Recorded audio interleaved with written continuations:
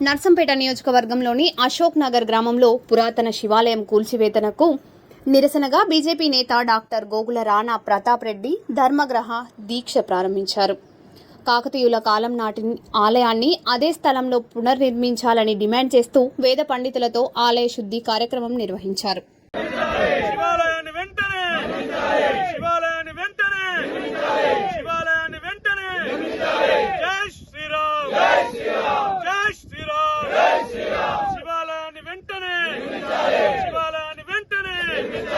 అధికారులు వెంటనే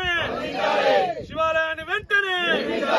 జై శ్రీరామ్ జై శ్రీరామ్ జై శ్రీరామ్ జై శ్రీరామ్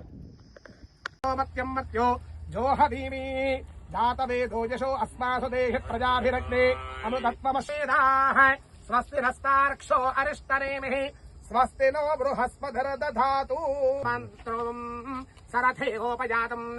యశోన భక్తం మధుగోష్మంతరా భూషాంశో అశ్వినో కామవప్రాః సర్వాముద్ధిముద్ధ్యామితి తం వై తేజసైవ పురస్తాద్ పర్యభవచ్చందోభిర్మధ్యదోక్షరైరుపరిష్టాద్ గాయత్రయా సర్వతో ధారే